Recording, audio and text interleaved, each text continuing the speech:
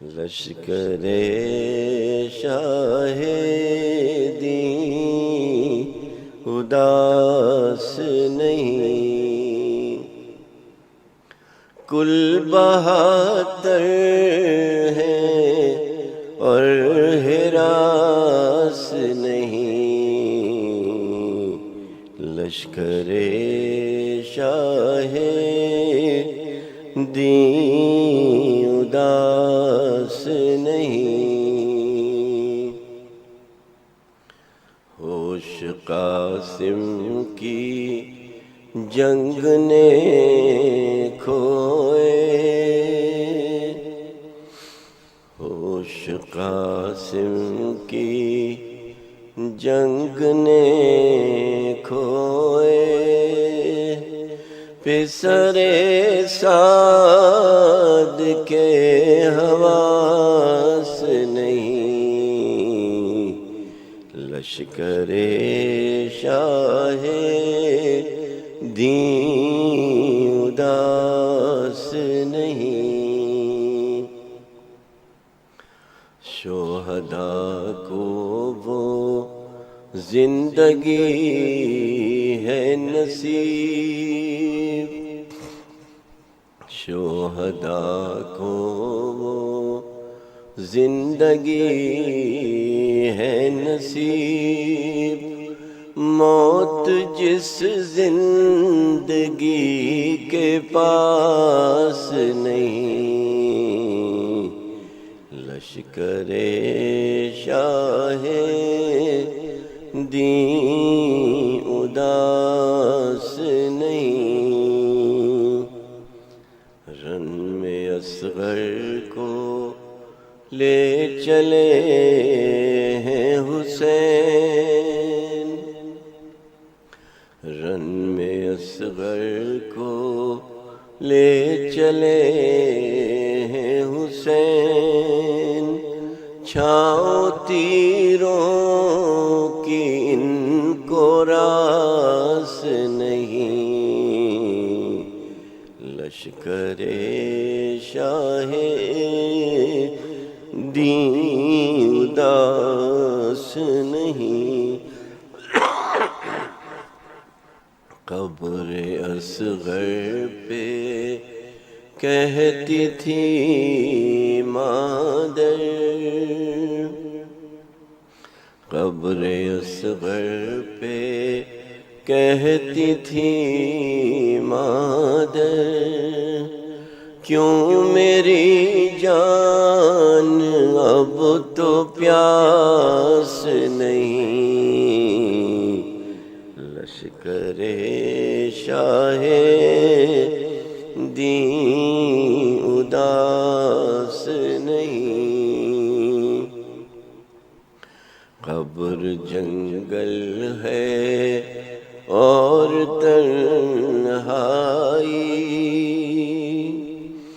قبر جنگل ہے اور تنہائی، ماں بہن کوئی آس پاس نہیں، لشکر شاہ دین اداس نہیں،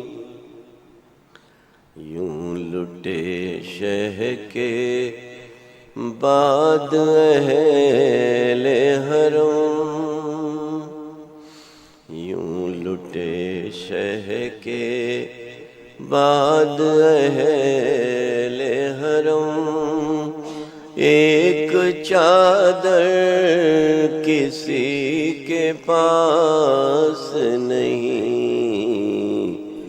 لشکر شاہ دین اداس نہیں۔ دل سے اکثر یہ کہتی تھی صغرا، دل سے اکثر یہ کہتی تھی صغرا، شاہ آئے وطن کو آس نہیں، لشکر شاہ دین اداس نہیں۔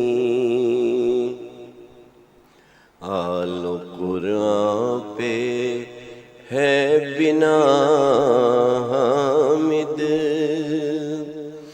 آل و قرآن پہ ہے بنا حامد، اپنا ایمان بے اساس نہیں، لشکر شاہ دین اداس نہیں۔ کل 72 ہے اور ہراس نہیں، لشکر شاہ دین اداس نہیں۔ درود بر محمد۔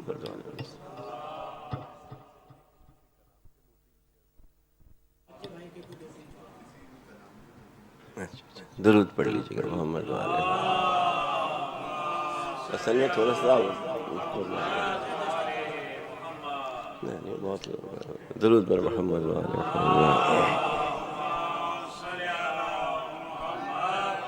انتر ہے بہت ہے، ایک مرتبہ پھر درود پڑھ لیجیے گا محمد والے۔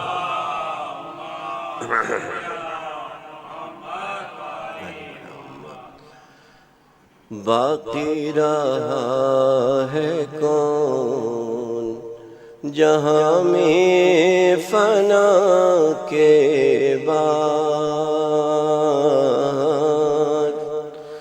زندہ مگر حسین ہے قتل جفا کے بعد،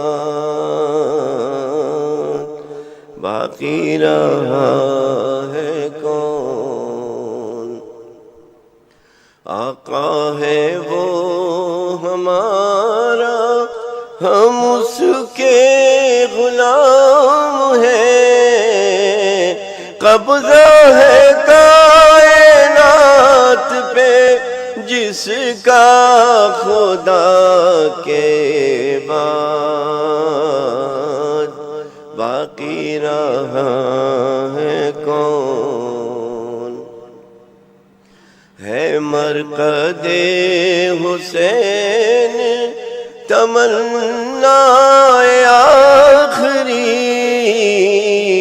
اور جنت بھی گر ملے تو نہ لے کربلا کے بعد،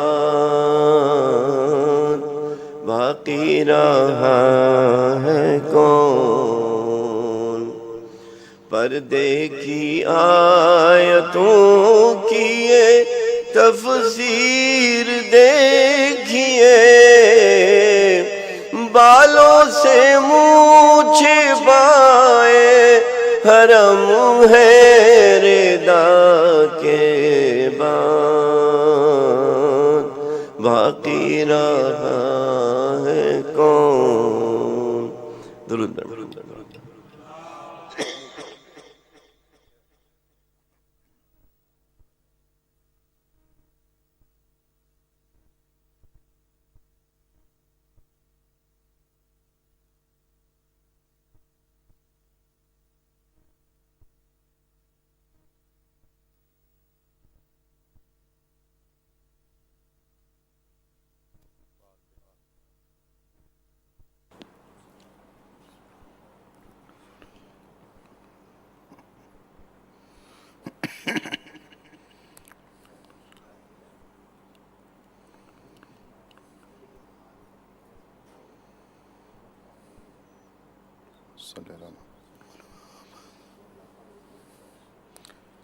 لا حول ولا قوة إلا بالله العلي العظيم.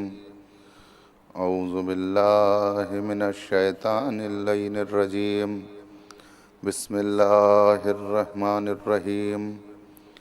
الحمد لله الذي هدانا لهذا وما كنا لنهتدي لولا أن هدانا الله.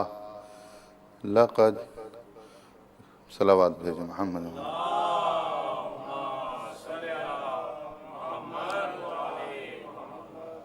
لقد جاءت رسل ربنا بالحق والصلاة والسلام على النبي الأمي القرشي الهاشمي بالقاسم محمد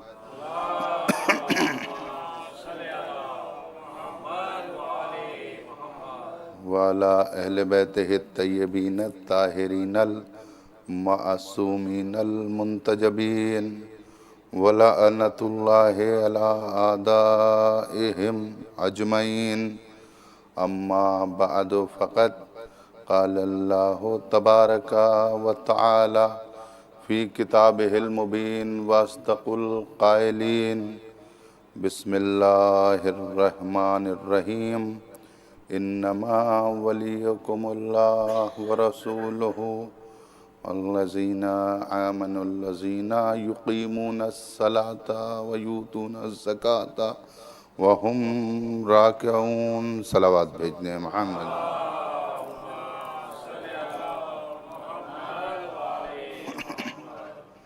ارباب ازا کربلا تجلی گاہ ولایت کے عنوان سے جس سفر کا آغاز ہوا تھا اختتامی منزل کے قریب ہے وہ سفر، اور انشاءاللہ آج بھی تلاوت شدہ آیت کے ذیل میں چند معروضات آپ کی حسینی اور بیدار سماعتوں کی نظر کرنے کی کوشش کروں گا، اس امید کے ساتھ کہ پروردگار عالم ہماری ذاکری اور آپ کی حاضری کو قبول فرما لے. آپ حضرات ادائیگی اجر رسالت کے لیے مسلسل پیہم اور متواتر مجالس میں شرکت فرما رہے ہیں.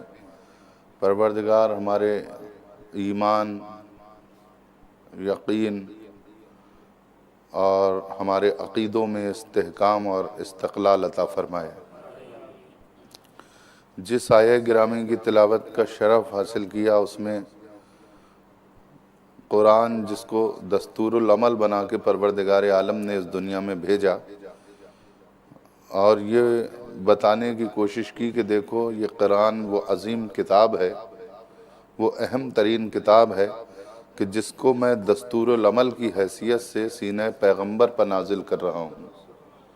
اور پھر اس کے بعد بہت اہم ترین موقع پر یہ اعلان کیا کہ انا انزلناہ فی لیلۃ القدر، میں نے اس کو شب قدر میں نازل کیا ہے. انا انزلناہ فی لیلۃ مبارکۃ، ہم نے اس کو شب مبارک میں نازل کیا ہے. اسی قرآن مجید میں، اسی قرآن عظیم میں وہ ابدی و ازلی و سرمدی و صمدی خالق یہ ارشاد فرما رہا ہے کہ دیکھو تمہارا سرپرست، تمہارا ولی، تمہارا رہبر اور تمہیں راستہ دکھانے والا اور تمہیں منزل مقصود پر پہنچانے والا خدا ہے، اللہ ہے کہ جس نے تمہیں خلق کیا ہے، وجود عطا کیا ہے، اور ساتھ ساتھ وہ رسول ہے کیونکہ جہاں دائرہ اختیار الوہیت و ربوبیت ہے وہی دائرہ اختیار الوہیت و ربوبیت پیغمبر اعظم ختمی مرتبت کے یہاں ہے، اور اس کے ساتھ ساتھ وہی دائرہ اختیار اس ولی خدا کے یہاں ہے کہ جس کی صفتیں بیان فرمائیں، اور صفتیں صرف اس وجہ سے بیان کی کہ نام بدلا جا سکتا ہے لیکن کام نہیں بدلا جا سکتا، کردار نہیں بدلا جا سکتا، صفتیں نہیں بدلی جا سکتی، کہ جو حالت نماز میں حالت رکوع میں انگوٹھی دیتا ہے یعنی زکوٰۃ دیتا ہے وہ بھی ولی ہے۔ اب 3 ولایتوں کا اعلان کیا ہے، اور اسی طرح سے اولو الامر کی جب بات آئی تھی تب بھی قرآن مجید میں اسی انداز سے اعلان کیا گیا تھا۔ اب میں تھوڑا سا کل کی مجلس سے اور کل کے ذکر سے آج کے ذکر کو مربوط کرنے کی کوشش کروں کہ کل میں نے آپ کے سامنے عرض کیا تھا کہ پروردگار کے ہاں ایک فلسفہ یہ ہے کہ اس کے یہاں سپلائی پہلے ہے، ڈیمانڈ بعد میں ہوتی ہے، یعنی اس کا یہ فلسفہ ہے۔ اس نے اس دنیا میں جو خلق کیا ہے لوگوں کو، انسانوں کو، اور جو مخلوقات کو خلق کیا ہے، اگر اس پر تھوڑا سا نظر ڈالیں گے تو آپ کو یہ ملے گا کہ جس چیز کی ضرورت ہوتی ہے وہ پہلے پیدا کر دی جاتی ہے۔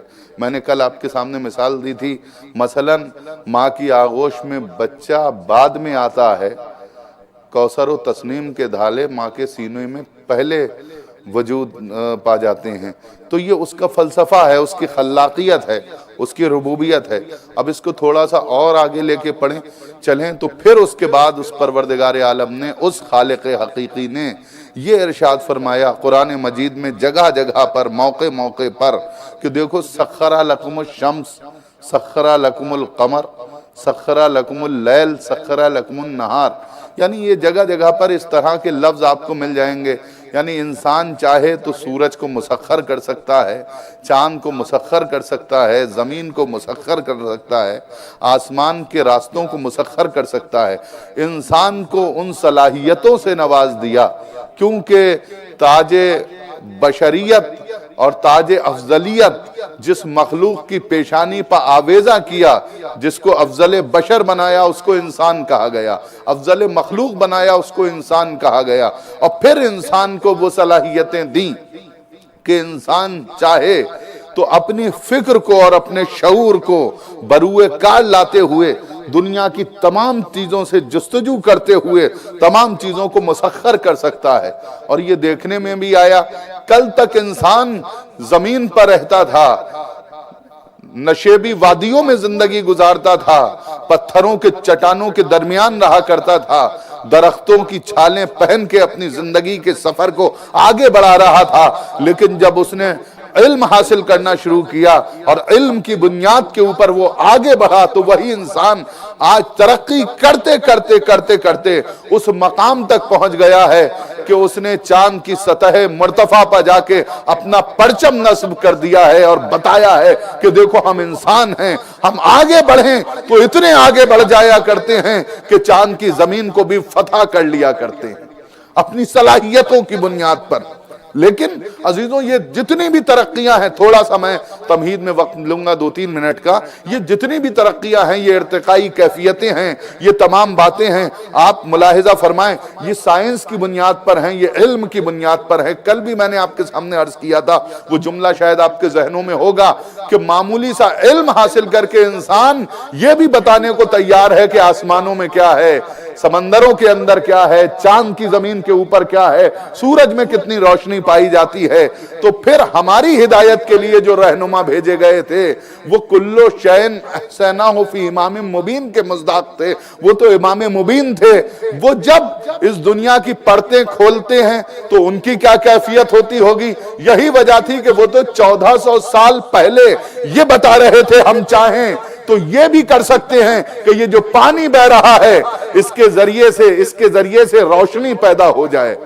اور کسی انگریز مفکر نے بہت اچھی بات کہی تھی، اس نے یہ کہا تھا کہ علی کی ایک بدقسمتی یہ ہے، دیکھیے وہ ہماری طرح مولا سے عقیدت نہیں رکھتا ہے، بس وہ صلاحیتوں کو دیکھ رہا ہے، علم کو دیکھ رہا ہے، ان کی کیفیتوں کو دیکھ رہا ہے، لہذا وہ اپنے حساب سے جملے اور الفاظ کا انتخاب کرتا ہے۔ اس نے کہا علی کی ایک بدقسمتی یہ رہی ہے کہ علی جس دور میں پیدا ہونا چاہیے تھا اس دور میں پیدا نہیں ہوئے۔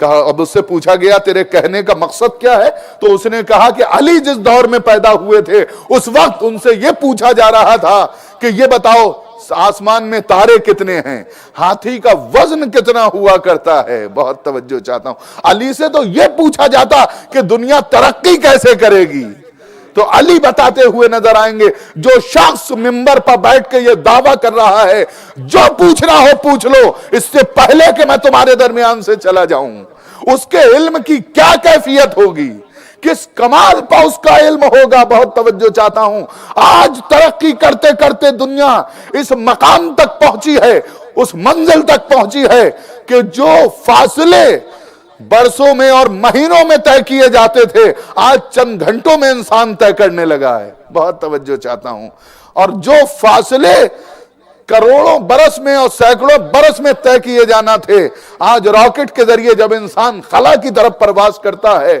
تو چند دنوں میں وہ فاصلے طے کر لیا کرتا ہے۔ یہ ہے ترقی کا عالم۔ بہت توجہ چاہتا ہوں، معمولی سے علم کی پرتیں کھلی ہیں تو انسان نے اپنے آپ کو اس مقام تک پہنچا دیا ہے۔ بہت توجہ، اور پھر ان کے علم پر شک کرتے ہیں جو چشم زدن میں ابھی مدینے میں ہیں، ابھی مقام خیبر پر پہنچ جایا کرتے تھے۔ صلوات بھیج دیں محمد والے محمد۔ اب تھوڑی سی تمہیدی منزل ہے، میں انشاءاللہ بہت جلدی آپ کے ذہنوں کے قریب پہنچ جاؤں گا، اور اس مسئلے کو اور علم کی کیا کیفیت ہے مجھے یہ بتائیے۔ پوری کائنات کے اندر یہ ہوائیں چل رہی ہیں، یہ بادلوں کا زور ہے، یہ ہواؤں کا شور ہے، یہ پرندے ہیں، یہ تمام چیزیں ہیں، یہ جتنی بھی کیفیتیں ہیں جو آپ محسوس کر رہے ہیں، جن پر غور کر رہے ہیں، اس کے پیچھے اس کے درپردہ کون ہے؟ بہت توجہ۔ تو اگر آپ غور کریں گے، ملاحظہ فرمائیں گے تو ان تمام چیزوں کے پیچھے ملکوتیت ہے۔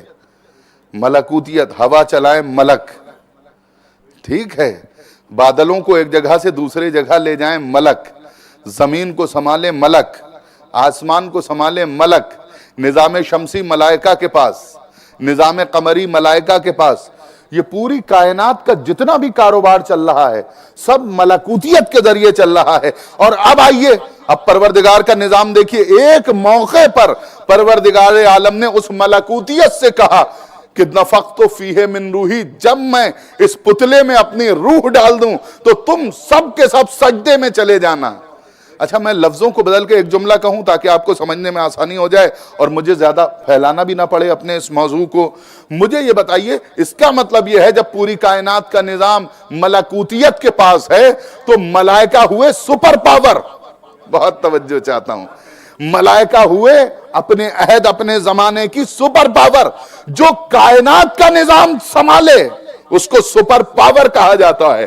بہت توجہ چاہتا ہوں، جو ہواؤں کو چلائے، جو نظام شمسی کو سنبھالے، جو نظام قمری کو سنبھالے، اس کا مطلب یہ اس سے بڑی طاقت تو نہیں ہو سکتی نا۔ تو اس کا مطلب ملکوتیت ہوئی سپر پاور، لیکن جب آدم کا پتلا بنایا گیا سپر پاور سے کہا کہ سجدہ کرو، نئی بات پہنچی ابھی۔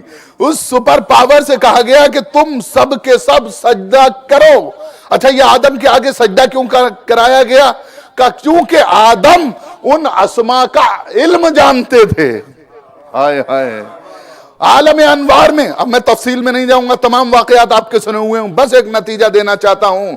عالم انوار میں جو نور چمک رہے تھے، بہت توجہ، ان کا علم جانتے تھے، ملکوتیت وہاں فیل ہو گئی تھی، پوچھنا پڑ رہا تھا، آدم کو معلوم تھا۔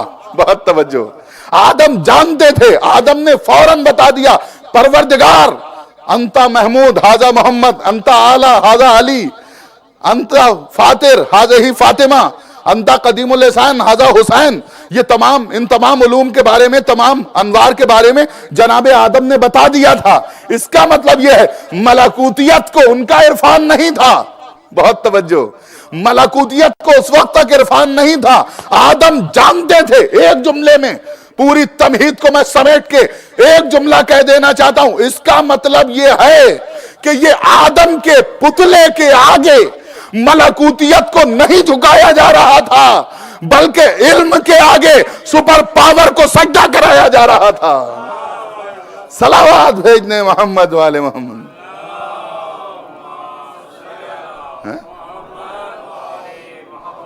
علم کے آگے، اب یہاں تک آپ کے ذہن پہنچ گئے کہ علم کے آگے سپر پاور۔ اب پوری کائنات کو آپ دیکھتے چلے جائیے۔ اب یہاں پر ذہنوں کو روکتے ہوئے ایک ایک چھوٹا سا جملہ اور عرض کرنا چاہتا ہوں. یہ جتنی بھی ترقی ہے یہ سائنس کی بنیاد کے اوپر ہے نا. انسان آگے بڑھتا چلا جا رہا ہے سائنس کی بنیاد پر.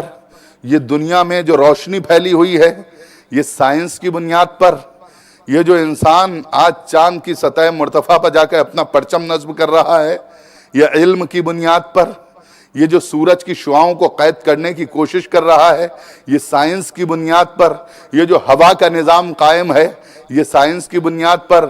یہ روشنی کا نظام قائم ہے یہ سائنس کی بنیاد پر. یہ مسافتیں طے کی جا رہی ہیں یہ سب سائنس کی بنیاد کے اوپر. اب میں آپ سے ایک سوال کروں بس ایک جملے کے اندر.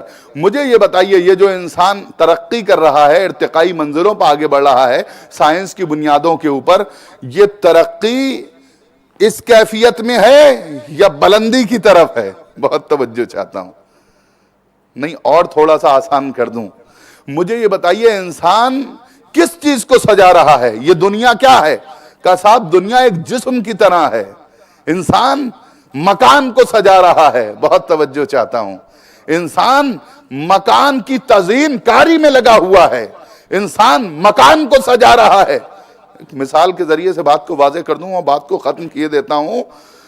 ایک انسان نے بے پناہ ترقی کی, تعلیم حاصل کی اور تعلیم حاصل کرنے کے بعد وہ پائلٹ بن گیا اور پائلٹ بننے کے بعد وہ ہواؤں میں پرواز کرنے لگا, خلاؤں میں پرواز کرنے لگا. وہ آسمانوں کی بلندیوں کو طے کرنے لگا اپنے شعور کی بنیاد کے اوپر. اور اس کے بعد جب وہ نیچے اتر کے آیا تو برابر میں اس کے پڑوس میں جو اس کا سگا بھائی رہتا تھا اتفاق سے یہ پائلٹ ہے لیکن وہ بزنس مین ہے. یہ نوکری کر رہا ہے ہواؤں میں اڑ رہا ہے لیکن وہ بزنس کرتا ہے. اتفاق سے اس کے پاس دولت زیادہ ہے, پیسہ زیادہ ہے, سرمایہ زیادہ ہے, گھر اس کا زیادہ حسین ہے, اس کے پاس گاڑی زیادہ بہتر ہے. یہ بلندیوں سے اتر کے آیا لیکن جب اس نے دیکھا کہ میرا سگا بھائی پیسہ اس کے پاس زیادہ, دولت اس کے پاس زیادہ, اقتدار میں اس کی زیادہ دھمک, جاہو حشم اس کی زیادہ, گاڑی اس کی زیادہ بہتر, تمام باتیں مجھ سے بہتر ہے, میں پائلٹ ہوں, میرے پاس علم زیادہ ہے, میں ہواؤں میں اڑ رہا ہوں لیکن اس کے باوجود دنیاوی اعتبار سے بہت توجہ میں اس سے پچھڑا ہوا ہوں. نہ میرے پاس اتنی دولت ہے, نہ سرمایہ ہے, نہ پیسہ ہے, نہ پلاٹ ہے, نہ گاڑی ہے. بہت توجہ, میں ہواؤں میں تو اڑ رہا ہوں لیکن دولت اتنی نہیں ہے کہ اس کا مقابلہ کر سکوں. اب یہاں پر حسد پیدا ہو گیا. اب یہی میں ایک سوال کرنا چاہتا ہوں.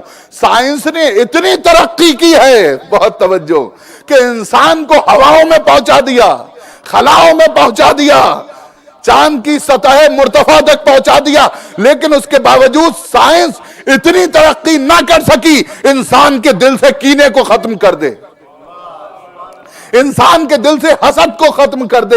اس کا مطلب یہ ہے سائنس نے مکان تو سجایا ہے مکین نہیں سجایا. بہت توجہ.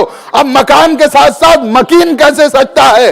انسان کے لیے ضروری ہے کہ وہ مکان بھی سجائے ساتھ میں مکین بھی سجائے. انسان کا گھر بھی اچھا ہو ساتھ میں ضمیر بھی اچھا ہونا چاہیے, انسان کا لباس اچھا ہو ساتھ میں فکر بھی اچھا ہونا چاہیے, انسان کی گاڑی اچھی ہو ساتھ میں شعور بھی اچھا ہونا چاہیے. اس کے لیے ضروری یہ ہے کہ ہم اپنے بچے کو ویسٹرن یونیورسٹیز میں بھیجیں, ہم کالجز میں بھیجیں, ہم اسکولوں میں بھیجیں, اعلیٰ تعلیم حاصل کروائیں. یہ سب ضروری ہے لیکن اس کے ساتھ ساتھ ہمارے گھروں کی ماؤں کے اوپر یہ ذمہ داری بھی بنتی ہے جب بچہ اسکول سے لوٹ کے آئے تو مصلی عبادت پر بیٹھنے کے بعد اسے یہ بھی بتائے کہ بیٹا فاطمہ نے حسین کی تربیت کیسے کی تھی, علی اکبر کو کیسے سجایا گیا تھا.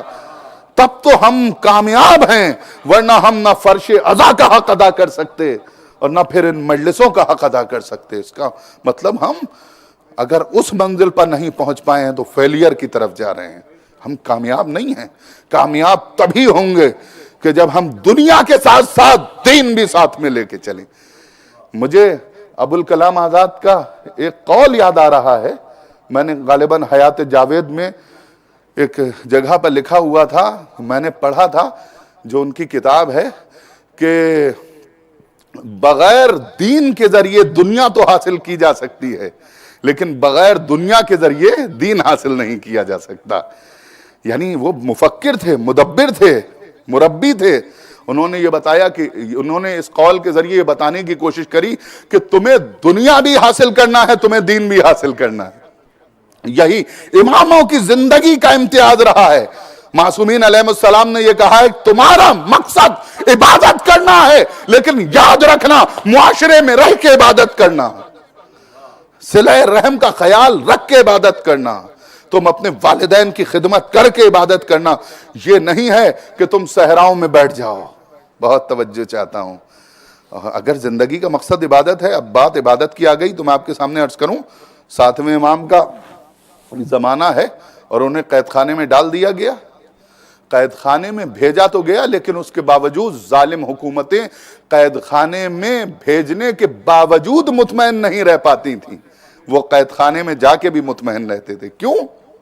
کیونکہ قید خانوں کے دریچوں سے عبادت اور دعاؤں کے ذریعے سے جو تبلیغ کی فضائیں باہر نکلتی تھیں، وہ لوگوں کے ذہنوں میں اور فکر و شعور میں ایک تبدیلی پیدا کیا کرتی تھیں، ضمیر و وجدان میں انقلابی کیفیت پیدا کیا کرتی تھیں۔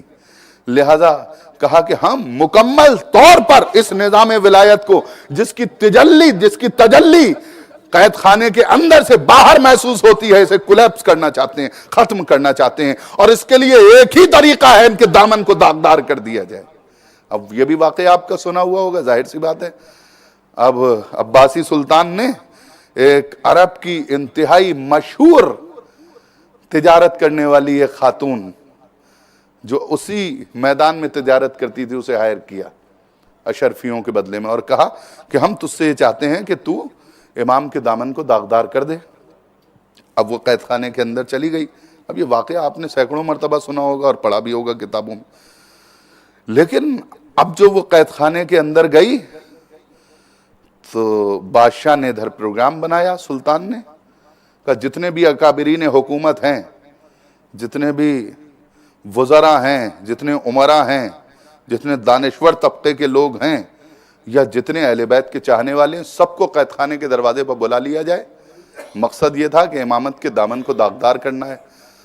اب جتنے اکابرین حکومت تھے اور جتنے بھی بزرگ تھے اور جتنے بھی اس زمانے کے شرفا تھے، سب قید خانے کے دروازے پر کھڑے ہوئے ہیں۔ کہا گیا کہ دروازہ کھولو، دروازہ کھولا گیا۔ اب جو دروازہ کھولا تو وہ خاتون جو بے باکانہ انداز سے گفتگو کرتی تھی، جو آنکھوں میں آنکھیں ڈال کے گفتگو کرتی تھی، اسے جب بلایا گیا تو وہ سر کو جھکا کے باہر آئی اور اس کی پلکیں جھکی ہوئی ہیں۔ بادشاہ سہم کے رہ گیا، لرس کے رہ گیا، کہا یہ مسئلہ کیا ہے؟ کہا ہم نے تجھے ایک مقصد کے تحت، اپنے قریب بلا کے بادشاہ کہتا ہے ہم نے تجھے ایک مقصد کے تحت قید خانے میں بھیجا تھا۔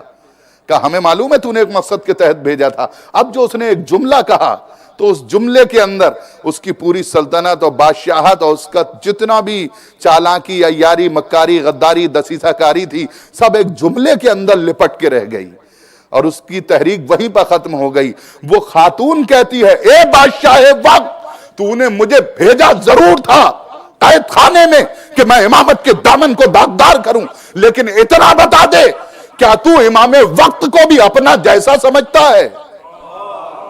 نہیں غور کیا آپ نے؟ کیا تو امام وقت کو بھی اپنا جیسا سمجھتا ہے؟ اس کا مطلب یہ ہے اس خاتون نے یہ بتا دیا کہ سن، میں تجھے بتا دینا چاہتی ہوں کہ امام تو ایسا نہیں ہے جیسا تو لوگوں کو بتانا چاہ رہا ہے، لیکن تو ایسا ضرور ہے۔ بہت توجہ عزیزوں، اس کا یہ انداز، اس کی یہ بے باکی اور یہ کیفیت اور یہ انداز دیکھ کے، تحریک کا انداز دیکھ کے ایسا محسوس ہو رہا تھا کہ جیسے یہ کوہ فاران سے بولنے کا سلیقہ لے کے آئی ہے۔ یہ گئی تھی تو آنکھوں میں آنکھیں ڈال کے گئی تھی، حکومت سے سودا کر کے گئی تھی، لیکن جب قید خانے کے باہر نکلی تو ایسا محسوس ہو رہا تھا کہ یہ جیسے آب کوثر سے غسل کر کے آئی ہو۔ اور اس کے بعد یہ کہتی ہے بادشاہ تو نے مجھے اپنے مقصد کے لیے بھیجا تھا، اپنی تحریک کے لیے بھیجا تھا، امامت کے دامن کو داغدار کرنا چاہتا تھا، لیکن میں بتاؤں اس امام کی کیفیت کیا ہے۔ اب یہاں سے تجلی ولایت شروع ہوئی ہے۔ بہت توجہ چاہتا ہوں کہ سن، میں تجھے بتا دینا چاہتی ہوں، جب میں قید خانے کے اندر گئی تو میں نے یہ کیفیت دیکھی، صبح کا وقت ہوتا تھا، امام سجدے میں سر رکھتا تھا، سبوہن قدوسن، اور اس کے بعد اذان و اقامت کے بعد نماز میں مصروف ہو جایا کرتا تھا، اس کے بعد دعائیں ہوتی تھی، وظائف ہوتے تھے، اور یہی سلسلہ ظہر کی نماز تک باقی رہتا تھا۔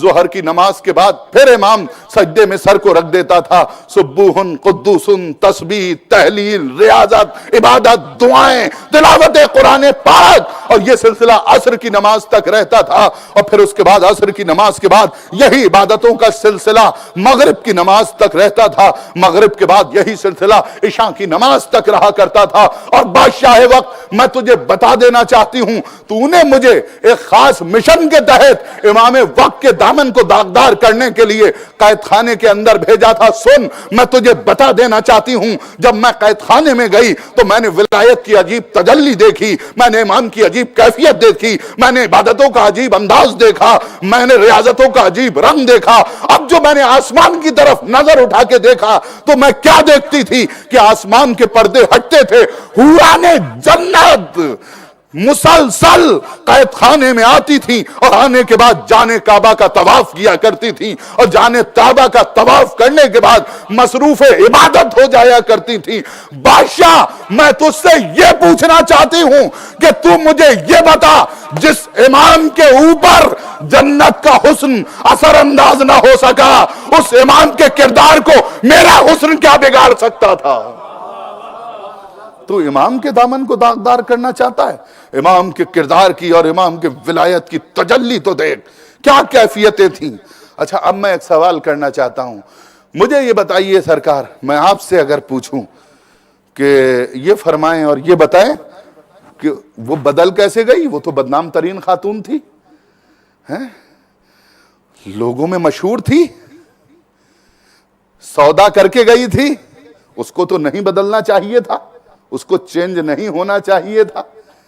تو بس ایک ہی جملہ میرے پاس ہے، وہ بدنام ترین خاتون تھی، بادشاہ نے خود بھیجا تھا، خود سودا کیا تھا، بہت توجہ چاہتا ہوں، لیکن جب وہ قید خانے میں گئی تو اس نے عبادتوں کا منظر دیکھا، ولایت کی تجلی کو محسوس کیا، تو اس کے ضمیر و وجدان میں انقلابی کیفیت پیدا ہو گئی، وہ بدل گئی، وہ چینج ہو گئی، وہ بدنام ترین خاتون سے کنیز خدا بن گئی۔ بہت توجہ چاہتا ہوں، اب ایک جملہ کہنے کو جی چاہ رہا ہے جب یہاں تک بات آ گئی ہے۔ عزیزوں یاد رکھیے گا، وہ خاتون بدنام تھی، لیکن اگر کسی بدنام ترین خاتون پر، بے کردار خاتون پر ایک امام کی عبادتوں کا سایہ پڑ جائے تو اس کے ضمیر و وجدان میں انقلابی کیفیت پیدا ہو جایا کرتی ہے۔ تو جس قوم کے اوپر 14 معصوموں کی عبادت کا سایہ ہو، اگر وہ قوم بے عمل ہو تو اس کی ذمہ داری کس کی ہے؟ کون ذمہ دار؟ اس کا مطلب یہ ہے کہ کہیں نہ کہیں اگر ہم وہ کردار پیدا نہیں کر پا رہے ہیں جو امام چاہتے ہیں، اس کیفیت میں نہیں آ پا رہے ہیں جو امام علی چاہتے ہیں، اس انداز سے اپنے کردار کو نہیں سجا اور سوار پا رہے ہیں جو حسنین علیہ السلام کا چاہتے ہیں، تو کہیں نہ کہیں کسی نہ کسی چیز میں ہمارے کمی پائی جاتی۔ اب وہ چاہیں ہم اپنے لقموں کو دیکھیں، اپنے نظام غذائیات کو دیکھیں، بس میں تفصیل میں نہیں جاؤں گا، نہ اس جملے کو پھیلاؤں گا، اتنا کہتے ہوئے میں آگے بڑھ جاؤں گا، لیکن نتیجہ یہ نکلتا ہے کہ علم بہت ضروری ہے۔ بہت توجہ چاہتا ہوں، اور امام نے اور معصومین نے یہی ارشاد فرمایا ہے، انہوں نے عبادتوں کے ذریعے سے بھی تبلیغ کی ہے، تو علم کو کمال پر پہنچا دیا ہے ریاضتوں کے ذریعے سے۔ امام سجاد کی دعائیں اٹھا کے دیکھیے کس طرح سے انہوں نے دعائیں کی ہیں۔ اچھا، دعائیں کرنے کی کیا ضرورت تھی ایسے موقع پر؟ اور یہ دعائیں اتنی مشہور کیوں ہوئیں؟ صحیفہ کاملہ ہمارے یہاں کی سب سے مستند ترین کتاب ہے، بہت توجہ چاہتا ہوں، جس کے 2 نسخے امام نے اپنے 2 بچوں کو دیے تھے، 2 بیٹوں کو دیے تھے، اور وہ نسخے چلتے رہے، اور آج بھی وہی ہیں جسے صحیفہ کاملہ کہا جاتا ہے۔ ہم کتنی دعائیں پڑھتے ہیں یہ ایک الگ موضوع ہے، لیکن ان دعاؤں کو جب آپ گہرائی سے پڑھیں گے اور سوچیں گے اور ان کے اوپر غور کریں گے تو آپ کو اور ہمیں یہ ملے گا ان دعاؤں کے ذریعے سے امام نے تبلیغ کی ہے، علم پہنچانے کی کوشش کی ہے، ضمیر و وجدان کو بیدار کرنے کی کوشش کی ہے، شعور کو بیدار کرنے کی کوشش کی ہے۔ ٹھیک ہے، امام کو ممبر نہیں دیا گیا تھا، امام مصلی پہ بیٹھے ہوئے تھے، لیکن امام نے ارشاد فرمایا کہ میں رو رو کے دعاؤں کے ذریعے سے میں اپنے آنسوؤں کو اسلحہ بناؤں گا، دعاؤں کو تبلیغ کا ذریعہ بناؤں گا، اور پھر میں مصلی پہ بیٹھ کے دعاؤں کے ذریعے وہی کام کروں گا جو میرے دادا علی ممبر کوفہ پہ بیٹھ کے کیا کرتے تھے۔ اور اس کے بعد سید سجاد نے اسی انداز سے تبلیغ کی ہے۔ اچھا ایک جملہ کہہ دوں، امام سجاد تک بات آ گئی ہے کہ امام سجاد نے کس طرح سے کوفے اور شام کو شکست دی ہے، ان حکومتوں کو شکست دی ہے۔ دیکھیے عام حالات میں شکست دینا کوئی مسئلہ نہیں ہے، لیکن ایسے حالات میں جب ہاتھوں میں ہتکڑیاں ہوں، پیروں میں بیڑیاں ہوں، میں نے اس دن آپ کے سامنے خطبہ بھی پڑھا تھا، خطبے کے چند اشارے بھی کیے تھے، چند جملے بھی آپ کے سامنے پیش کیے تھے، اب اس کو جا کے آپ گھر میں تفصیل سے پڑھ لیجئے گا، لیکن ایک جملہ عرض کرنا چاہتا ہوں۔ دیکھیے اہل بیت کی خاصیت دیکھیے، کمال دیکھیے، اور تھوڑا سا ملائیے تمام چیزوں کو کہ امام سجاد کے زمانے کی کیفیت کیا تھی۔ آغا خامنہئی نے سیرت امام سجاد کے حوالے سے ایک کتاب لکھی تھی، اس میں یہ تحریر فرمایا تھا کہ ایک دور مدینے کا ایسا بھی تھا کہ جس میں صرف 5 افراد بچے تھے جو امام سے کھل کے ملاقات کیا کرتے تھے، گفتگو کیا کرتے تھے۔ اور اس کے بعد ایسا نہیں تھا کہ امام کے اور معصومین کے چاہنے والے نہ ہوں۔ جب کربلا سے قافلہ کوفے اور کوفے سے شام کی طرف چلا ہے تو جگہ جگہ پر امام کے چاہنے والے بھی تھے، وہ بستیاں بھی تھیں جس میں امام کے چاہنے والے موجود تھے، وہ قبیلے بھی تھے کہ جنہوں نے کبھی بھی اہل بیت کا دامن نہیں چھوڑا، کتنی ہی قربانیاں دینا پڑی ہوں، لیکن اہل بیت سے وابستہ رہے، اہل بیت کی تحریک سے وابستہ رہے۔ لیکن وہ امام کے پاس کیوں نہیں آئے؟ امام کا سب سے بڑا کارنامہ کربلا کے بعد یہ تھا کہ جس میں سیاست علوی اور سیاست معصومین کا مظاہرہ کیا ہے۔ امام نے آنسوؤں کے ذریعے، تبلیغ کے ذریعے سے پیغام کربلا کو بھی لوگوں تک پہنچایا ہے اور اپنے چاہنے والوں کا تحفظ بھی کیا ہے۔ آپ اب تاریخ کا تجزیہ کیجئے گا، اٹھا کے تاریخ کو دیکھیے گا، اور پھر کیا کیفیت ہو گئی تھی۔ پیغام بھی پہنچاتے جا رہے ہیں، چاہنے والوں کو بچا بھی رہے ہیں، کیونکہ دشمن اتنا سخت ہے، اتنا بڑا ظالم ہے۔ دیکھیے 2 چیزیں ہیں، ایک ہوتی ہے یزیدیت، ایک ہوتی ہے عامریت۔ یہ دونوں فکروں کا نام ہے، نظریوں کا نام ہے۔ یزیدیت اور عامریت کا تھوڑا سا فرق محسوس کر لیں، پھر امام سجاد کے کارنامے کو آپ سمجھ پائیں گے۔ عامر اس کو کہتے ہیں، ڈکٹیٹر اس کو کہتے ہیں جو یہ چاہتا ہے کہ ہماری حکومت کے درمیان آپ رہیں تو لیکن ہمارے خلاف زبان نہ کھولیں، یہ عامر کا مزاج ہوتا ہے۔ لیکن یزید کا مزاج یہ ہے، یزیدیت کا مزاج یہ ہے، جو یزیدی فکر تھی اس کا مزاج یہ ہوتا ہے کہ ہماری حکومت میں رہنے کا بھی آپ کو حق نہیں ہے، اگر آپ کا نظریہ ہمارے نظریے سے اتفاق نہیں کھاتا ہے تو ہم آپ کو زندہ بھی نہیں رہنے دیں گے۔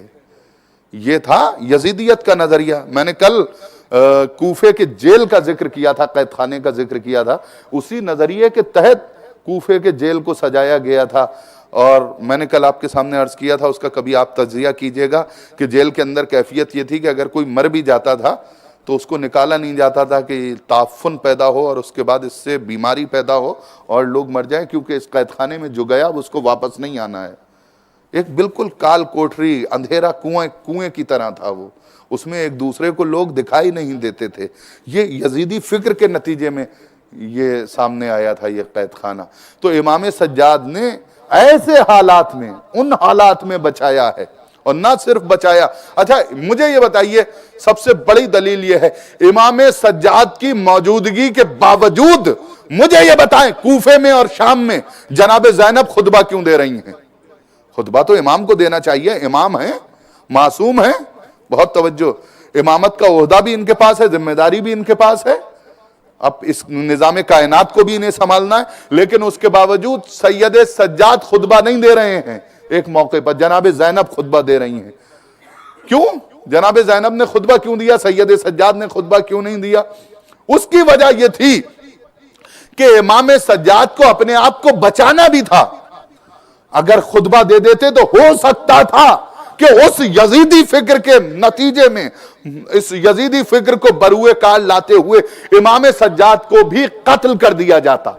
لہذا جناب زینب نے اور سید سجاد نے یہ حکمت عملی اپنائی کہ ابھی یزیدی فکر کی یزیدیت اپنے کمال پر ہے، لہذا ابھی سید سجاد تم رکو، اس میدان کو میں سنبھالتی ہوں، خطبہ میں دیتی ہوں۔ حالانکہ جناب زینب کو کتنی قربانیاں دینا پڑیں، اپنے لہجے کے اوپر اپنے بابا کا لہجہ اوڑھنا پڑا، لیکن اس کے باوجود جناب زینب نے تقریر کی، اور جب تقریر کی تو اب تاریخوں میں آپ جا کے دیکھیے گا، لوگ جو کوفے سے نکلے ہیں جناب زینب کے خطبہ دینے کے بعد، اس میں کچھ بزرگ صحابی بھی تھے جنہوں نے سرکار رسالت کو بھی دیکھا تھا۔ اس میں بعض افراد تو یہ کہتے ہوئے آئے، امام علی کا دور بھی دیکھا تھا بعض افراد نے، ارے کیا علی نکل آئے، قیامت آ گئی، یہ کیفیت تھی۔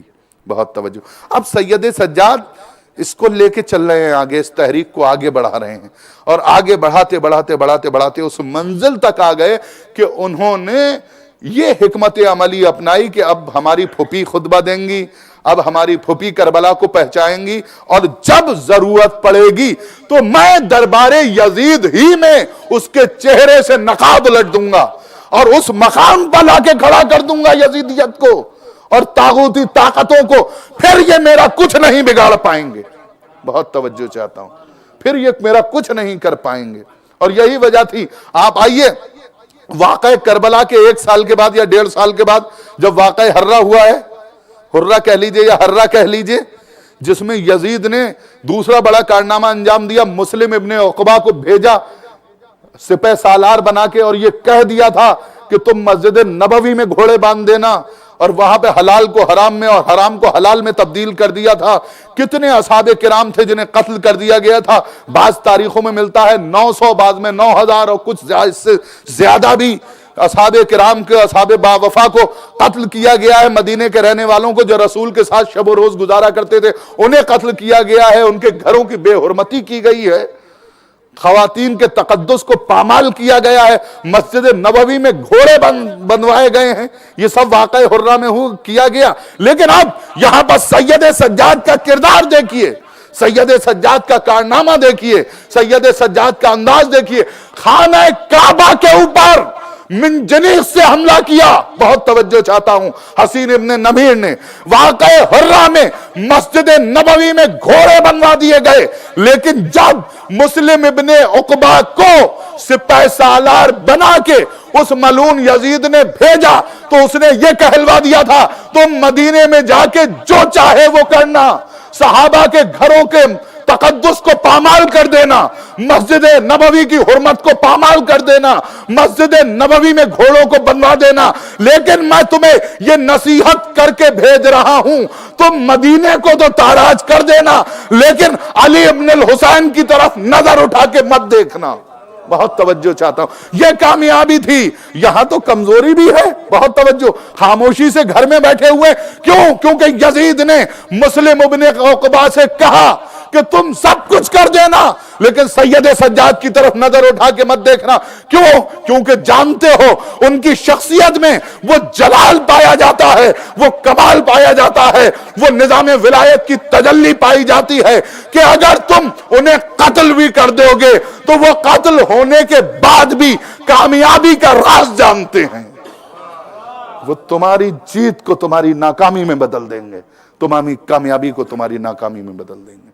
یہ ہے سید سجاد اور یہ ہے ان کی تحریک۔ آپ ملاحظہ فرمائیے کس مقام پر لے آئے ہیں۔ اور اس کے بعد مروان، آپ جانتے ہیں ولید، ان سب کو، ان ملعونوں کو سید سجاد نے سہارا بھی دیا ہے، پناہ بھی دی ہے امام سجاد نے۔ اب میں تاریخ میں کہ دامن کو چیر کے تفصیل میں نہیں جانا چاہتا، لیکن بس ایک جملہ عرض کرنا چاہتا ہوں، تقریباً واقع کربلا کے بعد 25 سال تک جس گورنر نے امام سید سجاد کے اوپر ظلم کیے ہیں، بہت توجہ چاہتا ہوں، بعد میں بھی ظلم ہوئے ہیں، ان کی ایک الگ تاریخ ہے، اگر موقع ملا تو کل میں آپ کے سامنے عرض کروں گا کچھ باتیں، آپ ان کو دیکھیے گا اور محسوس کیجئے گا۔ لیکن جب حکومت بدلی ہے اور حکومت بدلنے کے بعد دوسرا گورنر بدلا ہے تو اور جو پچھلا گورنر تھا اس کو ایک ستون سے بندوا دیا گیا، اور ستون سے بدوانے کے بعد مدینے میں یہ اعلان کر دیا حکومت نے، عباسی حکومت نے، کہ جو چاہے اس سے انتقام لے سکتا ہے، جس نے اس کے اوپر ظلم کیے ہیں وہ اس سے انتقام لے سکتا ہے، شام سے کہ گورنر سے۔ تو اب سید سجاد نے یہاں پر تمام ہاشمیوں کو جمع کیا، تمام ہاشمیوں کو بلایا، اور بلانے کے بعد کہا کہ بتاؤ اس موقع پر کیا کرنا چاہیے، کیا رد عمل ظاہر کرنا چاہیے۔ اب ظاہر سی بات ہے، جوش اور جذبات میں ڈوبے ہوئے بھرے ہوئے ہاشمی، کربلا کا واقعہ جن کے سامنے ہو، انہوں نے فوراً امام سجاد سے کہا کہ انتقام کا اس سے اچھا موقع ہو ہی نہیں سکتا، انتقام لیا جائے، کوڑے مارے جائیں اس کو، ہمیں حکم دیجئے ہم جائیں اور اس کے جسم کو ابھی تار تار کر دیں۔ امام سجاد نے کہا نہیں، ان کی موجودگی میں ہاشمیوں کی موجودگی میں اپنے غلام کو بلایا، اور بلانے کے بعد ایک اشرفیوں کی تھیلی لی، اور لینے کے بعد اس غلام کے حوالے کی، اور کہا کہ جاؤ وہ جو ستون سے گورنر بندہ ہوا ہے اس کے پاس جاؤ، اور جا کے کہو یہ اشرفیاں ہم لے کے آئے ہیں، علی ابن الحسین سید سجاد نے بھیجی ہیں، یہ ہم تمہارے گھر پہنچانا چاہتے ہیں، کس کو پہنچائیں، اور اس موقع پر ہم انتقام نہیں لیں گے۔ تو اب کچھ ہاشمیوں کے چہرے اترے، کہا کہ امام سجاد اس موقع پر بدلہ لینا چاہیے تھا، بہترین سیاست تو یہ کہتی ہے۔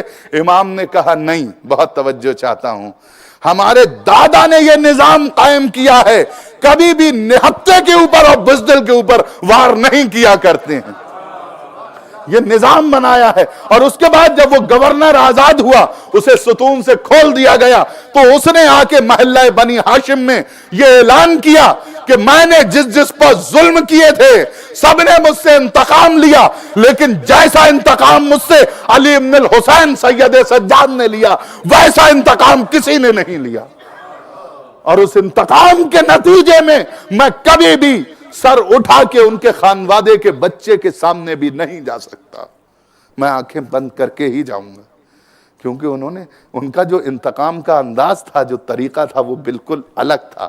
اب ایک جملہ کہہ کے میں بات کو مکمل کر دوں، اب اندازہ لگائیے امام سید سجاد کے کارناموں کے بعض یہ سمجھ لیجئے، جو 2 انگلیوں پر در خیبر کو اکھاڑے اسے علی ابن ابی طالب کہتے ہیں۔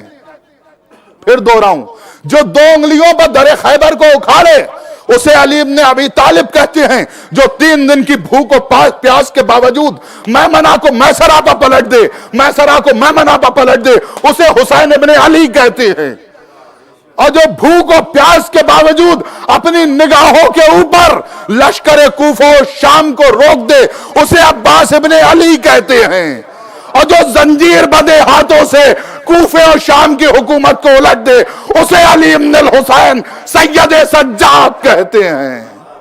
صلوات بھیج دیں محمد والے محمد۔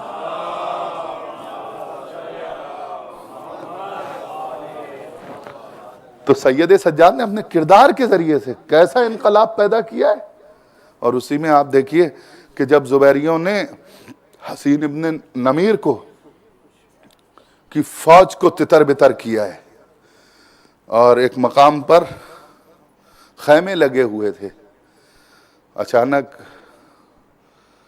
ایک شخص آیا بھوکا پیاسا اور آ کے خیمے میں گر گیا۔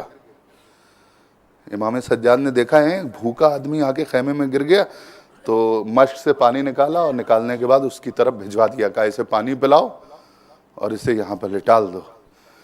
تو وہ پانی پینے کے بعد وہ شخص کہتا ہے کہ علی ابن الحسین، امام سجاد، اگر آپ مجھے پہچان لیتے تو شاید مجھے پانی نہ ملاتے، مجھے قتل کر دیتے۔ تو امام سجاد نے کہا ہم تجھے بھی پہچانتے ہیں، تیرے کارناموں کو بھی جانتے ہیں، مجھے معلوم ہے تو میرے بھائی علی اکبر کا قاتل حسین ابن نمیر ہے، لیکن وہ تیرا کردار تھا، یہ ہمارا کردار ہے۔ ہم اس گھرانے سے تعلق رکھتے ہیں کہ جس نے صفین کے میدان میں اپنے دشمنوں کو اور دشمن فوج کو پانی پلایا تھا، ہمارے بابا نے ہر کے لشکر کو پانی پلایا تھا۔ اس سلسلے کو سلسلے سے ملاتا جا، اور اگر تو دشمن ہے تو ہمارے بھائی کا قاتل بھی ہے، لیکن اس وقت تو سائل بن کے آیا ہے تو ہم تجھے پانی پلائیں گے۔ یہ امام سید سجاد نے اپنے کردار کے جو نقوش چھوڑے ہیں، اسی کی وجہ سے آج ولایت کی تجلی کربلا سے ہوتے ہوئے ہم تک پہنچی ہے. یہ فرش ازا یوں ہی یہاں تک نہیں آ گیا. آپ اندازہ لگائیے جس مدینے میں حکومت رہی ہو, اس مدینے میں صرف 5 افراد سید سجاد سے ملاقات کرتے ہوں, اتنا خوف بیٹھا ہوا ہو, اور اس کے بعد امام محمد باقر کا زمانہ, اس کو تھوڑا سا ملاحظہ فرمائیے تو بیسمنٹ کے اندر امام محمد باقر علیہ السلام مجلس کیا کرتے تھے. مولا سلامت رکھے, خدا سلامت رکھے یہاں کے نظام کو, جس نظام کے تحت یہ کارواں چل رہا ہے, یہ سلسلہ جاری و ساری ہے, اس کے قائدین کو بھی پروردگار سلامت رکھے. لیکن اس دور کو آپ ملاحظہ فرمائیے, تھوڑا سا سوچئے, تھوڑا سا غور کیجئے کہ کس طرح سے معصومین علیہ السلام نے عزاداری کو ہم تک پہنچایا ہے, اور اس کے بعد علماء نے کس طرح سے ہم تک پہنچایا ہے. قید خانے کے اندر عبادتیں کی ہیں, ریاضتیں کی ہیں, رہائی ملی تو بیسمنٹ میں درس دیا جاتا تھا, اور پھر مجلس حسین ہوا کرتی تھی. چھٹے امام کا دور ضرور ایسا آیا ہے کہ چھٹے امام کے دور میں دونوں طاقتیں آپس میں ٹکرا گئی تھی, لڑ رہی تھی, بنی امیہ اور بنی عباس کی طاقتیں. لہذا امام نے کھول کے عزاداری کو عام کیا ہے. بہت توجہ چاہتا ہوں. اور پھر اس کے بعد تو یہ کیفیت ہو گئی تھی کہ مدینے والے یہ کہتے ہیں کہ ہمیں چاند دیکھنے کی ضرورت نہیں پڑتی تھی محرم کا. اہل بیت کے گھروں سے جب رونے اور پیٹنے کی آوازیں بلند ہوتی تھیں تو ہم سمجھ جاتے تھے کہ محرم کا چاند نمودار ہو گیا. یہ کیفیت تھی. تو یہ معصومین علیہ السلام کے کردار کی اور ولایت کی تجلی تھی, جو ہم آج اس نظام سے جڑے ہوئے, اور انشاءاللہ یہ نظام چلتا رہے گا. ہاں, باطل طاقتیں, طاغوتی طاقتیں, دشمن طاقتیں چاہتی ضرور ہیں یہ نظام تتر بتر ہو جائے, لیکن جس نے اس کی ذمہ داری لی ہے, بہت توجہ چاہتا ہوں عزیزوں. ایک موقع پر سرکار سید الشہداء امام حسین علیہ السلام اپنے نانا کی آغوش میں تھے, بچپنا تھا, تو نانا کو پیار آ گیا. بلائیں لیتے ہوئے نانا نے اپنے نواسے سے پوچھا کہ بیٹا تمہیں کیسا محسوس ہو رہا ہے. کہا نانا یہ پوچھنے والی بات ہے, میں منزل معراج پہ ہوں. کہا اپنی کوئی فضیلت بیان کرو. کہا نانا میری فضیلت آپ سننا چاہتے ہیں تو میری فضیلت اس سے زیادہ کیا ہو سکتی ہے, جیسا نانا پروردگار نے مجھے دیا ویسا کسی کو نہیں دیا. کہا بیٹا اور بیان کرو. کہا بابا اور بیان کروں, نانا اور بیان کروں. تو سنیے, آپ پوچھنا ہی چاہتے ہیں, پروردگار نے جیسا بابا مجھے دیا ویسا کسی کو نہیں دیا. کہا بیٹا اور بیان کرو. کہا پروردگار نے جیسا بھائی مجھ سے دیا ویسا کسی کو نہیں دیا. کہا بیٹا اور بیان کرو. کہا نانا پروردگار نے جیسی ماں مجھے دی ویسی کسی کو نہیں دی, ایسی ماں تو آپ کو بھی نہیں دی. اب تاریخ کے جملے یہ ہیں کہ نانا نے نواسے کی بلائیں لی, پیشانی کو چوم لیا, اور اس کے بعد آنکھوں میں آنسو آ گئے. کوئی ہے اس گھرانے کا مقابلہ کرنے والا, سامنے آ کے کھڑا ہو, جیسا گھرانہ سید الشہداء امام حسین علیہ السلام کا ہے. لیکن ہاں ایک طاقت اور آگے بڑھی, اور آگے بڑھنے کے بعد کہا حسین ہم تمہارے مقابلے پائیں گے, ہم تمہارا مقابلہ کریں گے. تو صحیح تم آج یہ اعلان کر رہے ہو کہ دین کا تحفظ کرنے والا جیسا خانوادہ تمہارا ہے ویسا کسی کا نہیں ہے, تو ہم کربلا کے میدان میں آ کے بتائیں گے دین کو مٹانے والا جیسا خاندان ہمارا ہے ویسا کسی کا نہیں. تمہارا خاندان دین کو بچانے والا ہے, ہمارا خاندان دین کو مٹانے والا ہے.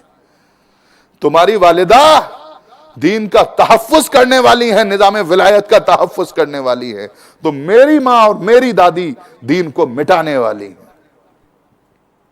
اب یہ دونوں طاقتیں کربلا کے میدان میں آمنے سامنے. اب ادھر بھی نماز پڑھی جا رہی ہے, ادھر بھی نماز پڑھی جا رہی ہے. بس یہی تو ہم کہنا چاہتے ہیں. پوری تقریر کا اور پورے عشرے کا نچوڑ اور خلاصہ ان دو جملوں میں ہے. نظام ولایت کو یہی بس سمجھنا چاہیے, اور نظام ولایت کی تجلی جو کربلا میں محسوس ہوئی تھی اس کو یہیں پر شعور کی آنکھیں کھول کے اور بصیرت کی نگاہوں کے ساتھ محسوس کرنا چاہیے کہ ہمیں کون سی نماز پڑھنا ہے, نمازی ادھر بھی تھے، نمازی ادھر بھی تھے، لیکن شاعر یہ کہہ رہا تھا کہ کیا تمسخر ہوا اسلام کی تقدیر کے ساتھ، قتل شبیر ہوئے نعرہ تکبیر کے ساتھ۔ عزیزوں، ایسے ایسے لوگ تھے جو یہ کہہ رہے تھے جلدی حسین کو قتل کر دو، ہماری عصر کی نماز قضا نہ ہو جائے۔ اب نماز ہمیں کون سی پڑھنا ہے، کس انداز کی پڑھنا ہے، یہ تمام امت مسلمہ کو سوچنا ہے۔ وہ نماز پڑھنا ہے جو طاغوت کے سائے میں ہوتی ہے، یا وہ نماز پڑھنا ہے جو نظام ولایت کے مطابق ہوتی ہے۔ ویسا مسلمان بننا ہے جیسا طاغوت کے نمائندے تھے، یا طاغوت کے سائے میں جن کا اسلام پنپ رہا تھا، یا وہ اسلام اپنانا ہے جو نظام ولایت والا اسلام تھا، جو کربلا میں ہمیں دیکھنے کو ملا۔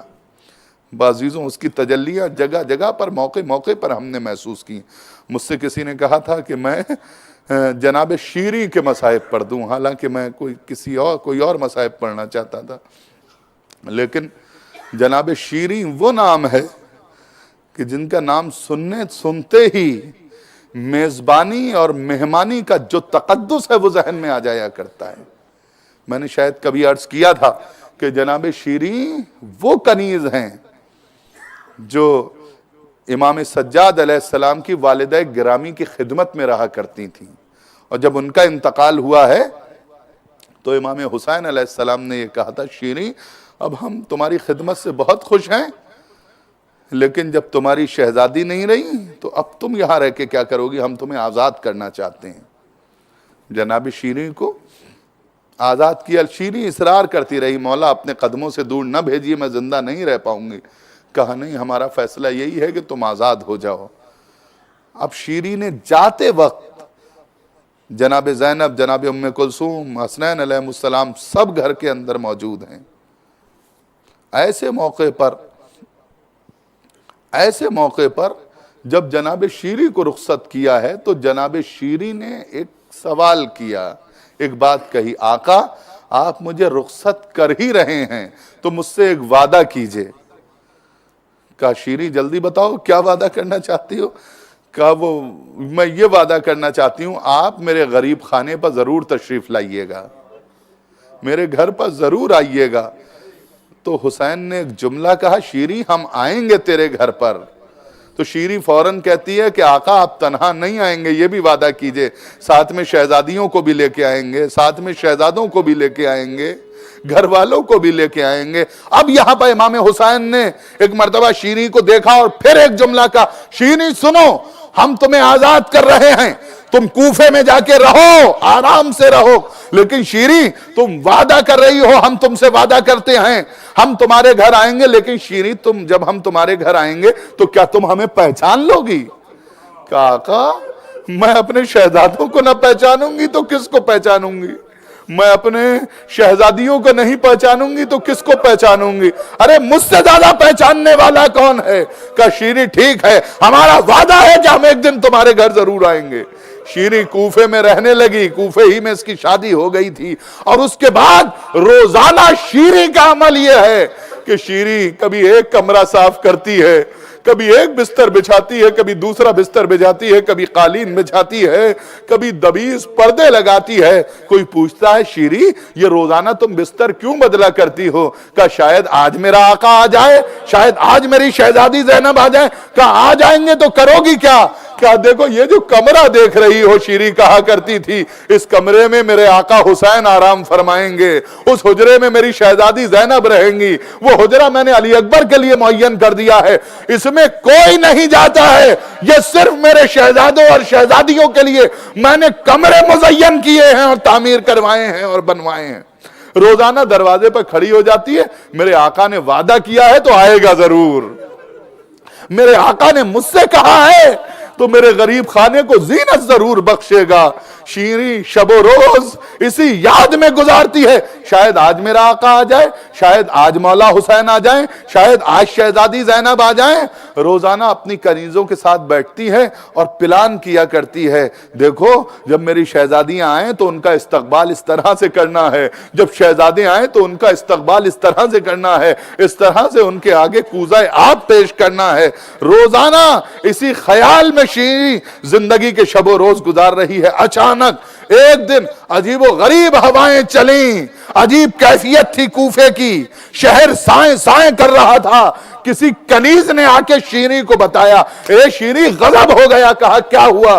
کہا ایک عجیب و غریب قافلہ آیا ہے جس میں کچھ بیبیاں ہیں جو ناکوں پر بیٹھی ہوئی ہیں، لیکن سر کو ایسے جھکائے ہوئے ہیں جیسے کسی باعظمت اور بڑے گھرانے کی شہزادیاں ہوں، جن کو قیدی بنا کے لایا گیا ہے۔ ایک منادی ندا دے رہا ہے، ایک خارجی نے خروج کیا تھا جس کو ہم نے قتل کر دیا اور اس کے گھر والوں کو قیدی بنا لیا گیا۔ اور اس کے بعد وہ کنیز کہتی ہے کہ اے شیری، عجیب و غریب کیفیت ہے اس قافلے کی، نوک نیزہ کی بلندیوں پر کچھ سر آویزاں ہیں جن کے چہروں سے نور نکل کے ایسا لگ رہا ہے آسمان کی طرف جا رہا ہے۔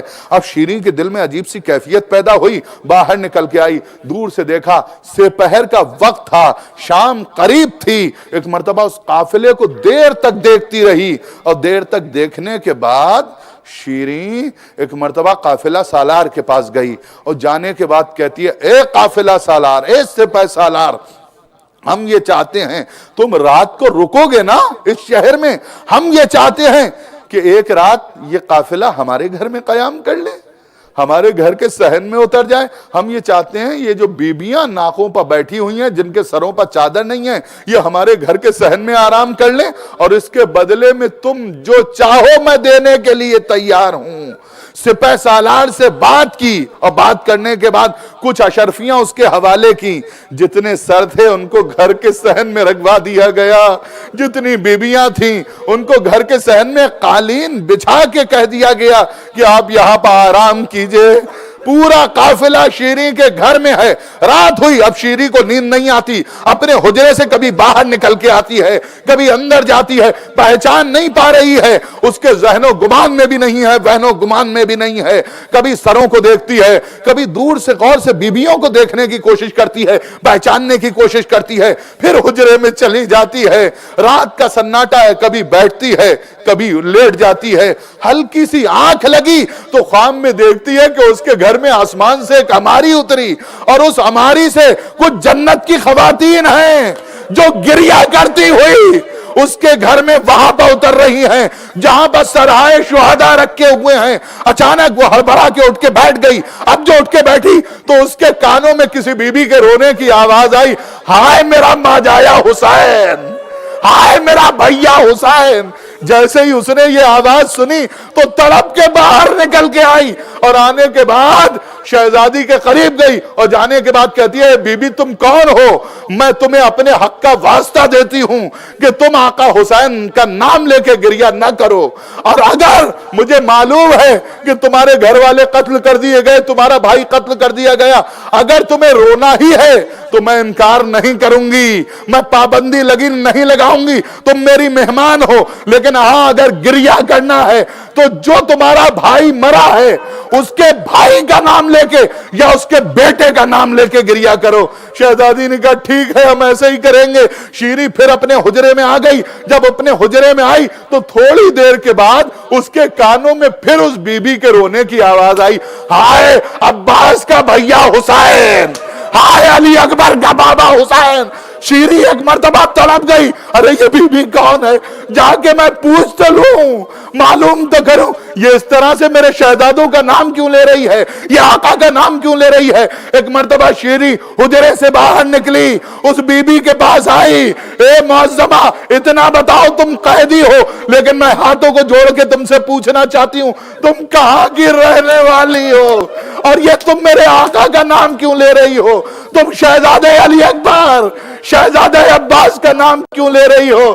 تو ایک مرتبہ اس معظمہ نے اپنے چہرے سے بال ہٹائے اور ایک جملہ کہا، شیریں میرے بھیا نے تجھ سے کہا تھا ہم تیرے گھر آئیں گے تو کیا تو ہمیں پہچان لے گی؟ ارے شیریں میرا بھیا، میرا ماجایا حسین تیرے گھر میں مہمان ہے، تو نے پہچانا نہیں، میں تیری شہزادی زینب ہوں۔ بات نہ سننا تھا، سر کو پیٹ لیا، آقا حسین کے سر کے قریب گئی، اے آقا معاف کر دینا، مجھے کیا پتا تھا، مدینے کا رخ کیا، آواز دی، یا رسول اللہ، فریاد ہے فریاد، ارے کیا قیامت ہو گئی میری آقا زادیاں. انا للہ و انا الیہ راجعون رضا بقضائہ و تسلیما لامرہ. پروردگار اس مختصر سی عبادت کو قبول فرما لے. پروردگار حسینیوں کی اور نوجوانوں کی حفاظت فرما. بزرگوں کا سایہ سروں پر محفوظ رکھ.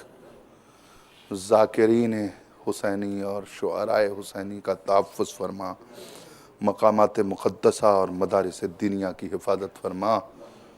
جو مقروض ہیں انہیں قرض سے سبکدوش فرما دے. جو بے اولادیں ہیں انہیں اولاد نرینہ عطا فرما. جو بیمار ہیں انہیں شفائے عاجل و کامل عطا فرما. میرے معبود مجلسوں کو عزاداروں سے بھر دے. مسجدوں کو نمازیوں سے پر کر دے. منتقم خون حسین کو جلد بھیج دے. ہمیں ان کے اعمال شریک فرما. ماتم حسین.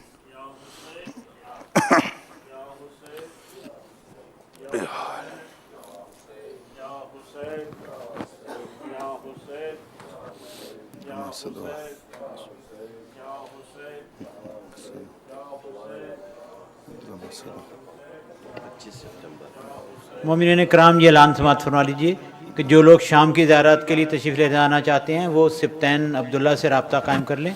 اور 25 سپٹمبر تک یہ قافلہ روانہ ہوگا. اور ایک سورۃ فاتحہ کی درخواست ہے مرحومہ آمینہ بائی بنت اکبر علی کے لیے.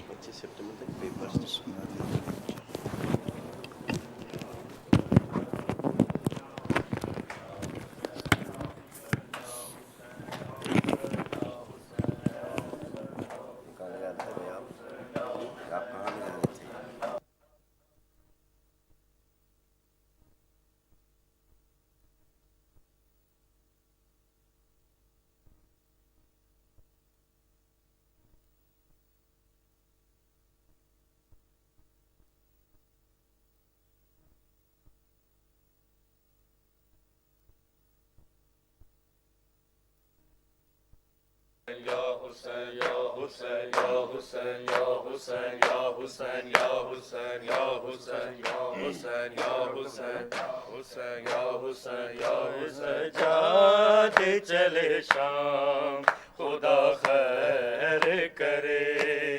ہائے سجاد چلے شام خدا خیر کرے. ہائے سجاد چلے شام خدا خیر کرے. ہائے سجاد چلے شام خدا خیر کرے.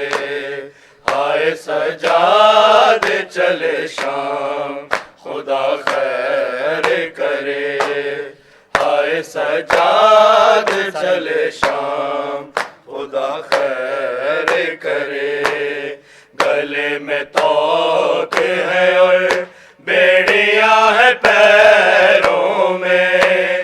دیا ہے شام کے لوگوں نے یہ انعام خدا خیر کرے. ہائے سجاد چلے شام خدا خیر کرے. ہائے سجاد چلے شام خدا خیر کرے. گلے میں توق ہے اور بیڑیاں ہے پیروں میں. دیا ہے شام کے لوگوں نے یہ انعام خدا خیر کرے.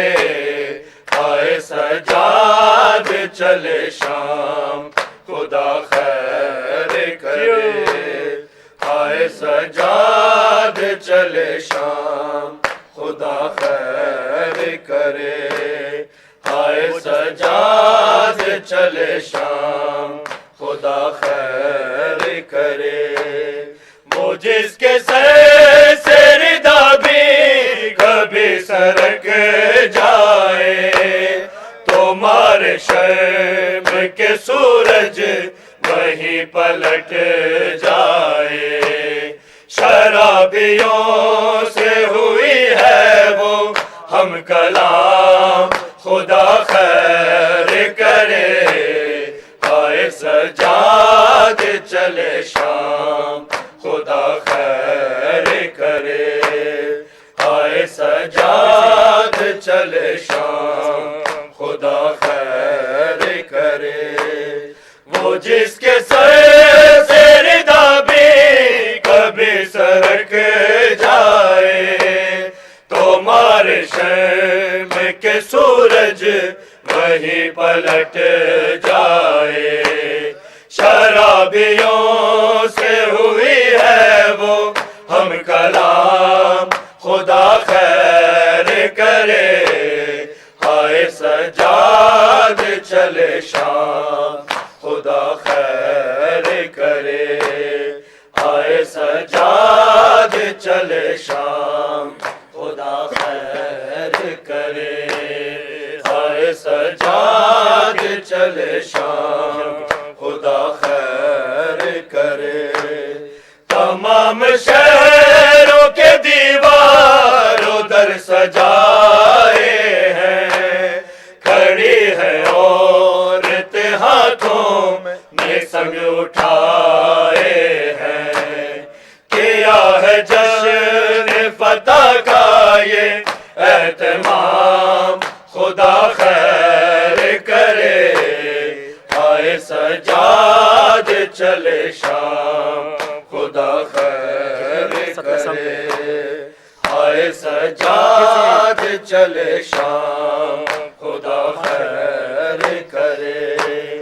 تمام شہروں کے دیوار ادھر سجائے ہیں، کھڑی ہے عورت ہاتھوں میں سنگ اٹھائے ہیں، کیا ہے جشن فتح کا یہ اہتمام، خدا خیر کرے، آئے سجاد چلے شام، خدا خیر کرے، آئے سجاد چلے شام، خدا خیر کرے، آئے سجاد چلے شام، خدا خیر کرے۔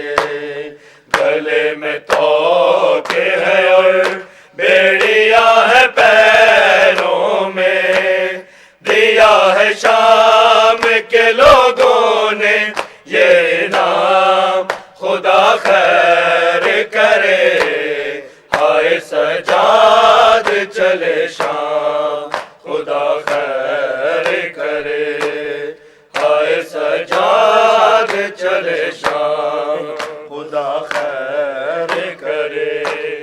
بازار شام میں زینب جو بے ردا ہے کھڑی، بیمار سید عابد پہ کیا کٹر ہے گھڑی، بھرے بازار میں ہر سو ہے مجمع عام، خدا خیر کرے، آئے سجاد چلے شام، خدا خیر کرے، آئے سجاد چلے شام، خدا خیر کرے، آئے سجاد چلے شام، خدا خیر کرے۔ بازار شام میں زینب جو بے ردا ہے کھڑی، بیمار سید عابد پہ کیا کٹر ہے گھڑی، بھرے بازار میں ہر سو ہے مجمع عام، خدا خیر کرے، آئے سجاد چلے شام، خدا خیر کرے، آئے سجاد چلے شام، خدا خیر کرے، آئے سجاد چلے شام، خدا خیر کرے، آئے سجاد چلے شام، خدا خیر کرے۔ جناب غازی کا سر نیزے پہ تڑپتا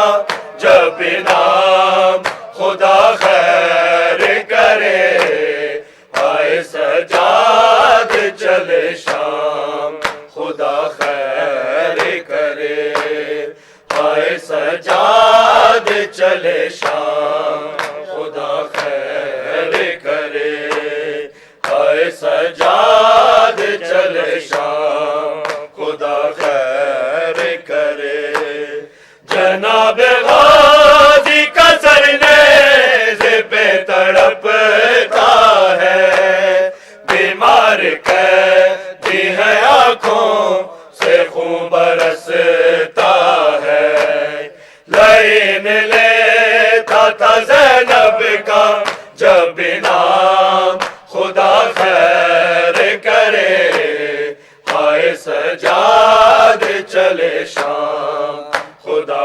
خیر کرے آئے سجاد چلے شام خدا خیر کرے آئے سجاد چلے شام خدا خیر کرے گلے میں توقے ہے اور بیڑیاں ہے پیروں میں دیا ہے شام کے لوگوں نے یہ انعام خدا خیر کرے آئے سجاد چلے شام خدا خیر کرے آئے سجاد چلے شام خدا خیر کرے حشر سے پہلے امام زمان جو آئیں گے علی کی تیغ بھی اختر وہ ساتھ لائیں گے یزیدیوں سے وہ لے لیں گے انتقام خدا خیر کرے آئے سجاد چلے شام خدا خیر کرے آئے سجاد چلے شام خدا خیر کرے حشر سے پہلے امام زمان جو آئیں گے علی کی تیغ بھی اختر وہ ساتھ لائیں گے یزیدیوں سے وہ لے لیں گے انتقام خدا خیر کرے آئے سجاد چلے شام خدا خیر کرے آئے سجاد چلے شام خدا خیر کرے آئے سجاد چلے شام خدا خیر کرے جناب غازی کا سرنیز پہ تڑپتا ہے بیمار قیدی ہے آنکھوں سے خون برستا ہے لائن لیتا تھا زینب کا جب نام خدا خیر کرے آئے سجاد چلے شام خدا خیر کرے آئے سجاد چلے شام خدا خیر کرے جل جل جل یا امام اللہ جل اللہ جل اللہ جل اللہ جل یا امام اللہ جل اللہ جل اللہ جل اللہ جل یا امام اللہ جل اللہ جل اللہ جل اللہ جل یا امام اللہ جل اللہ جل اللہ جل اللہ جل یا امام اللہ جل ذکر تیرا نہ رکے گا نہ علم تیرا جھکے گا ذکر تیرا نہ رکے گا نہ علم تیرا جھکے گا ہم تیرے در کے گداگر تو مددگار ہے مولا اللہ جل اللہ جل اللہ جل یا امام اللہ جل اللہ جل اللہ جل اللہ جل یا امام اللہ جل ہم گناہگار ہیں مولا ہم خطا کار ہیں مولا ہم گناہگار ہیں مولا ہم خطا کار ہیں مولا پر حسین بن علی کے ہم عزادار ہیں مولا اللہ جل اللہ جل اللہ جل یا امام اللہ جل اللہ جل اللہ جل اللہ جل یا امام اللہ جل اللہ جل اللہ جل اللہ جل یا امام اللہ جل تو سخی بن سخی ہے بس دعا اپنی یہی ہے تو سخی بن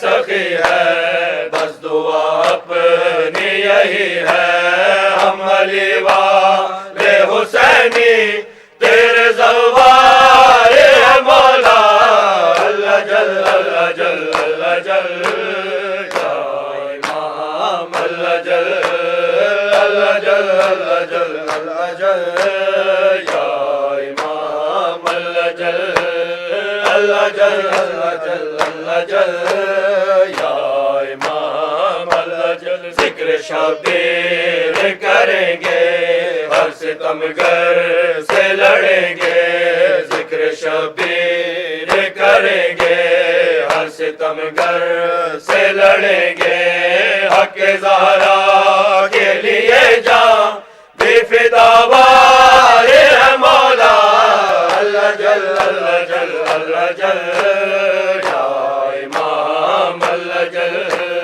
اللہ جل اللہ جل اللہ جل یا امام اللہ جل اللہ جل اللہ جل اللہ جل یا امام اللہ جل اذن مولا اب ذرا دے ہم کو مختار بنا دے اذن مولا اب ذرا دے ہم کو مختار بنا دے جو عزادار کا دشمن وہ سزاوار ہے مولا اللہ جل اللہ جل اللہ جل یا امام اللہ جل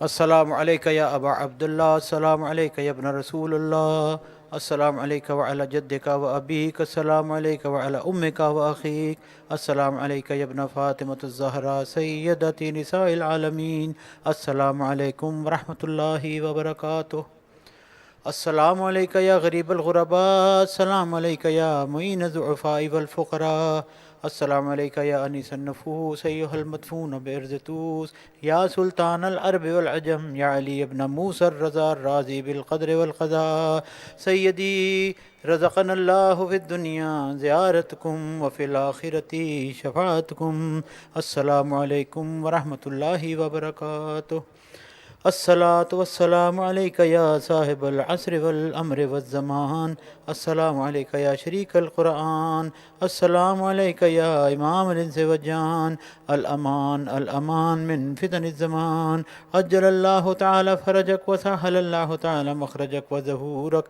وجعلنا من انصارک واعوانک والمستشہدین بین یدیک تحت لوائک الصلاۃ والسلام علیکم جمیعا ورحمۃ اللہ وبرکاتہ بسم اللہ الرحمن الرحیم اللہم کل ولیک الحجۃ ابن حسن صلواتک علیہ وعلی آبائہ فی ہذہ الساعہ وفی کل ساعہ ولیا وحافظا وقائدا وناصرا ودلیلا وعینا حتی تسکنہ ارزقہ ودمتعہ فیہا طویلا اللہم صلی علی محمد و آل محمد اللہم